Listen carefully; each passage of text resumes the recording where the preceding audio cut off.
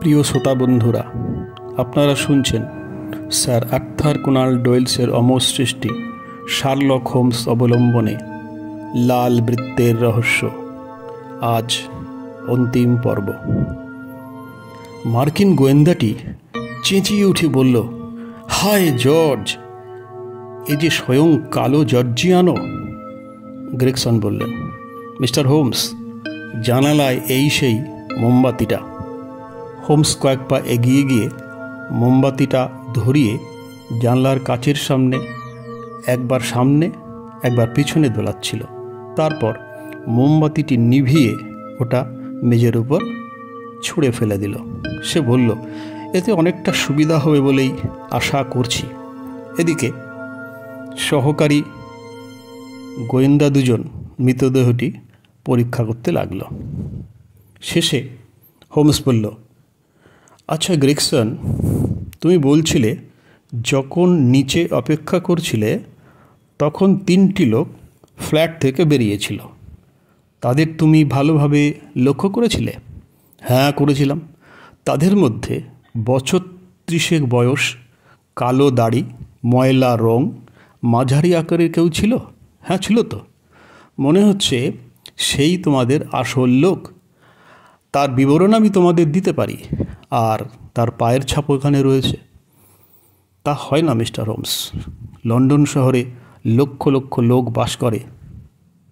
তা হয়তো হয় না, আর তার জন্যই এই মহিলাটিকে এখানে আমি ডেকে এনেছি। আমরা সকলে মুখ ফেরালাম।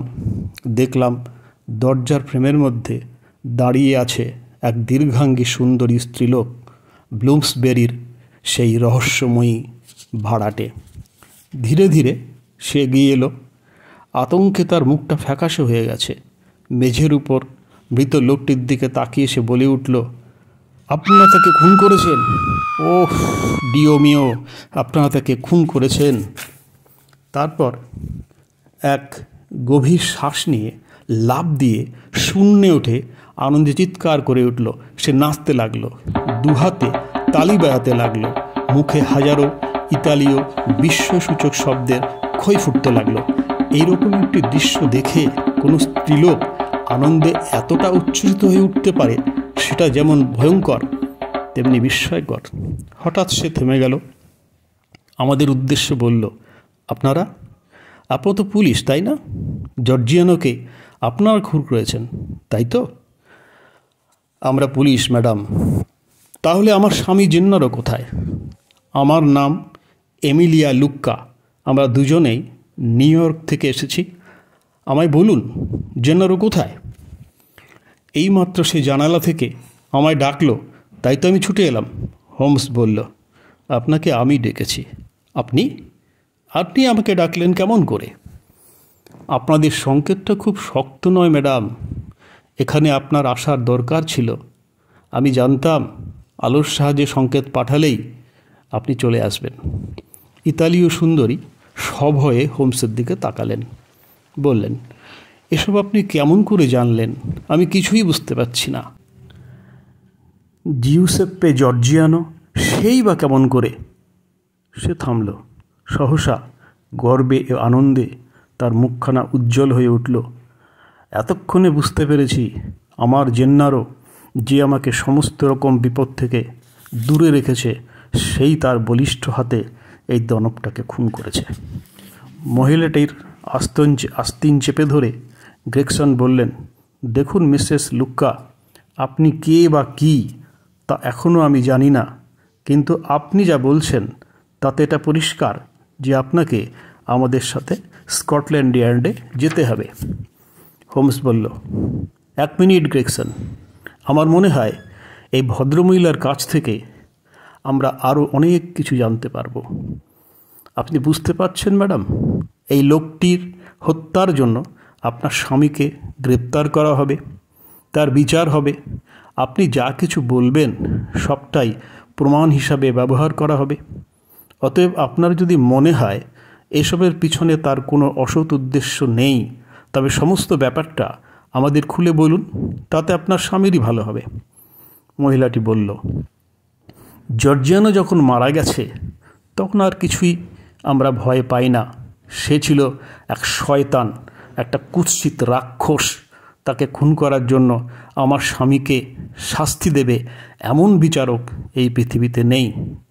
হোমস বললেন, তাই যদি হয় ঘরটা যেমন ছিল তেমনি রেখে তালা দেওয়া হোক এবং আমরা এই মহিলার ঘরে বসে তার সমস্ত বক্তব্য মন দিয়ে শুনি। আধ ঘন্টা পরে মিসেস লুক্কার ঘরে বসে আমরা চারজন জর্জিয়ানোর সমস্ত অপকর্মের এক আশ্চর্য বিবরণ শুনলাম। তিনি বললেন, নেপলসের নিকটবর্তী পলিসিলিপ্পোতে আমার জন্ম। আমার বাবা অগাস্তো বারেল্লি একজন উকিল এবং ওই অঞ্চলের প্রাক্তন ডিপুটি। জেন্নারো আমার বাবার অধীনে কাজ করতেন। আমি তাকে ভালোবেসে ফেললাম। তার তেমন অর্থ বা সম্পত্তি ছিল না, তাই বিয়েতে বাবার প্রবল আপত্তি ছিল। আমরা পালিয়ে গিয়ে বিয়ে করলাম, আর আমার সমস্ত গয়নাপত্র বিক্রি করে সেই টাকায় আমেরিকা চলে গেলাম। এটা 4 বছর আগের কথা। সেই থেকে আমরা নিউ ইয়র্কেই আছি। জেন্নারো একদিন এক ইতালীয় ভদ্রলোককে বাওয়ারি নামক একটি জায়গায় কতগুলি বদমাশ লোকের হাত থেকে বাঁচিয়েছিল। সেই থেকে তারা খুব ভালো বন্ধু হয়ে উঠল।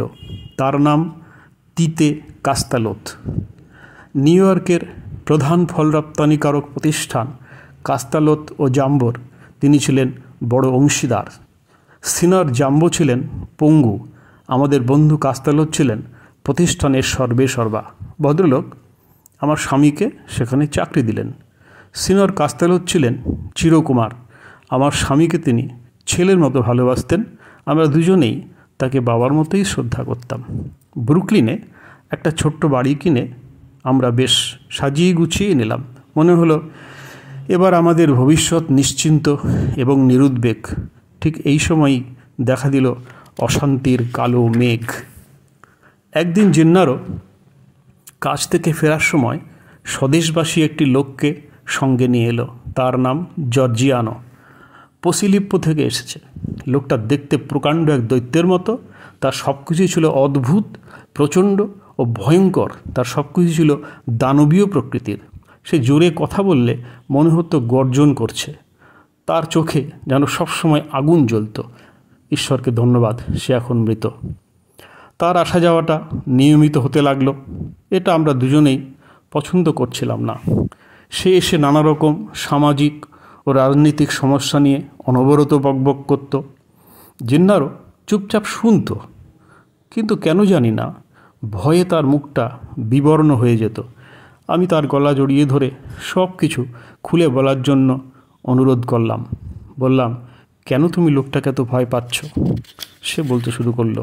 শুনতে শুনতে বুকটা আমার বরফের মতো ঠান্ডা হতে লাগলো।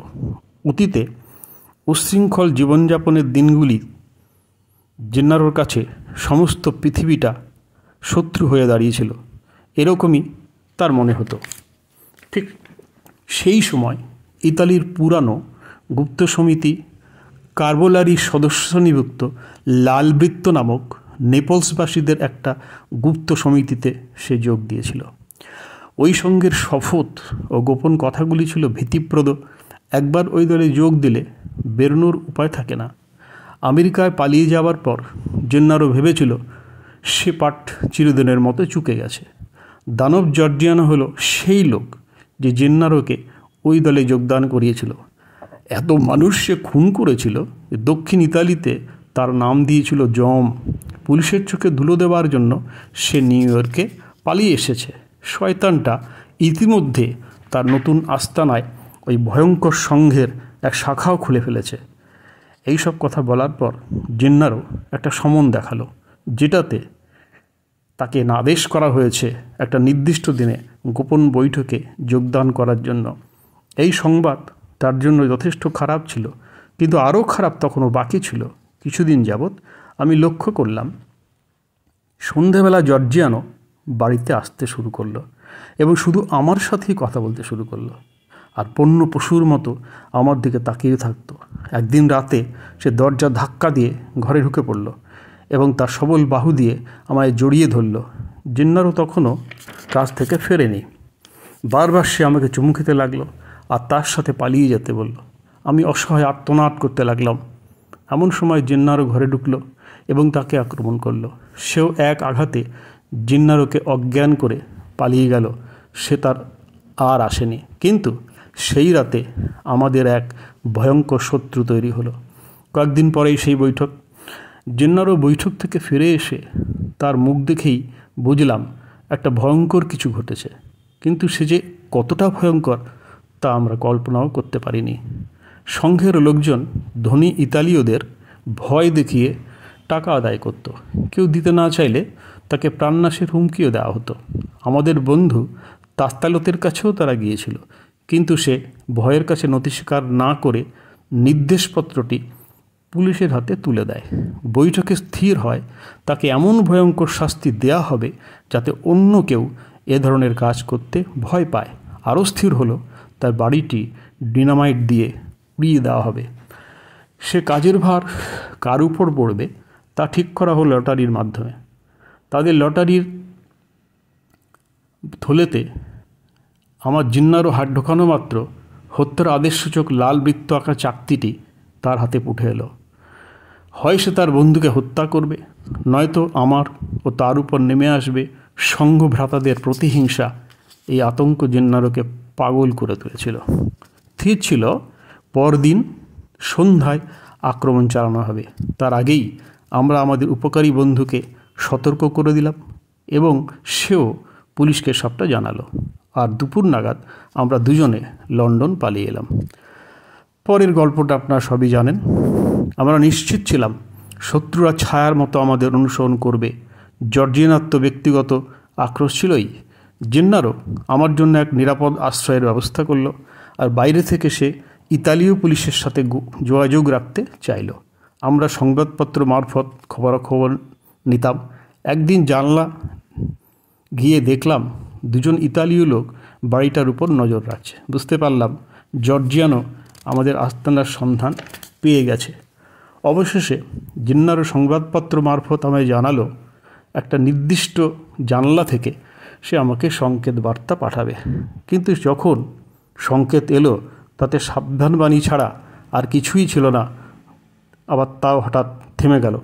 এখন বুঝতে পারছি জর্জিয়ানো তার পিছু নিয়েছে, সে আগেই বুঝতে পেরেছিল। সেই জন্য জর্জিয়ানো যখন এলো সে তৈরিই ছিল। এবার আপনারাই বলুন, আইনের থেকে আমাদের কোনো ভয় আছে কি? জিন্নারো যা করেছে তার জন্য সে শাস্তি পাবে কি? মার্কিন গোয়েন্দাটি বললেন, দেখুন মিস্টার গেকসন, ব্রিটিশ কি করবে আমরা জানি না, কিন্তু ইয়র্কে ওই জিন্নারো ভদ্রলোক বিপুল ধন্যবাদ পাবেন, এটা গ্যারান্টি দিয়ে বলতে পারি।